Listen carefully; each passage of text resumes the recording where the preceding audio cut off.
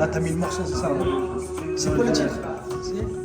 Strawberry Ouais, ok. de Brother Johnson. Ok. Ça te dérange pas de nous remettre le morceau? Le premier? De la face Ouais. De la face B. Ouais. De la face A, excuse-moi. Donc c'est le son original en fait. Le son il a été tiré de ce morceau là. Qu'on entend. D'ailleurs sur quelle baffe ça? Ça, c'est les 1 bon 3S. Ok. La finlandaise. Situation les problèmes sont résolus, l'histoire est révolue, tu peux répondre. Bah écoute, je te remercie beaucoup. Franchement pour l'accueil, pour tout ça. Ton blaze, C'est Antonin. Antonin. Merci Antonin pour l'accueil. C'est ce que je disais tout à l'heure, juste comme ça pour avoir ton point de vue. Revolutionnaire est en train de devenir une légende vraiment du rap français. Ah ouais? Qu'est-ce que t'en penses? Moi je dis ça. Une légende du rap français. Vivante.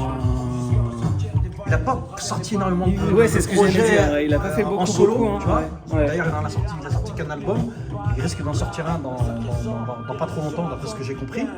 Mais effectivement, avec un album et un album en commun avec la FF, etc., et plusieurs albums avec la FF, bah, finalement, il a fait la différence et aujourd'hui, il est vraiment en train de devenir une sorte d'icône dans le paysage de la musique française et notamment du hip-hop français, du rap français. D'accord. Et c'est très particulier l'aura, en fait, tu vois. Il a une aura très très particulière que les gens vont percevoir chez lui, tu vois, qui est très très très très vraiment très très particulière. Ok. Ouais, pourtant le temps est passé, je sais pas quel âge il avait quand il a fait, quel âge il a sur cette photo, mais aujourd'hui voilà, ils s'approchent tous quasiment de la cinquantaine, tu vois. Bah ouais, Entre 45 et Tout à fait. 50 ans. Ouais. Ça t'évoque quoi? Je te dis ça. Je te parle de légende. Ça m'évoque mon adolescence et à écouter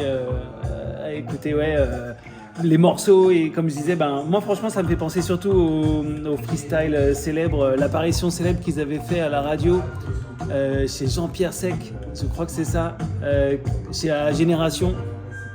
Et donc il y avait toute l'équipe de Time Bomb. Il y avait Ify, ouais, les X-Men, il y avait Ify. Il y avait, je sais plus s'il y avait Oxmo. Je sais que donc il y avait Time Bomb.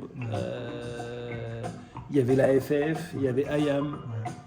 Et donc ouais, ça avait donné lieu à des freestyles, mais, qui sont juste des freestyles hein, pourtant, mais qui sont légendaires quoi. Et moi qui ont marqué le rap français plus que plein d'albums en fait. Et là c'était un renouveau quoi. Les Français disaient ouais là il y a du flow, il y a de la technique, il y a de la rime, et c'est une nouvelle génération. Ouais. Moi ça m'évoque ça, c'est à ça que ça me fait penser. C'est bien parce que tu fais vraiment une connexion Paris-Marseille quoi. Elle s'était faite à cette époque là quoi, dans cette émission radio quoi. Et les Français et les Parisiens enchaînaient l'un après l'autre sans aucune distinction quoi. D'ailleurs après il y avait eu un morceau sur l'album de la FF, il y avait eu un morceau avec les X-Men, je me souviens. Ce qui n'était pas si commun à l'époque vu qu'il y avait la rivalité et tout ça quand même quoi. Bah écoute, je te remercie beaucoup. Voilà, je repars avec là. Je suis très content. Je te remercie. Vas-y, c'est parfait. Hop. Voilà, famille, on en a profité. C'était très agréable. J'ai vraiment kiffé. J'adore l'ambiance de. Comment vous l'appelez, boutique? La boutique Rétro Futur. Voilà, ok. C'est ça. C'est une boutique. Vous l'appelez comme ça? Ouais. Ok.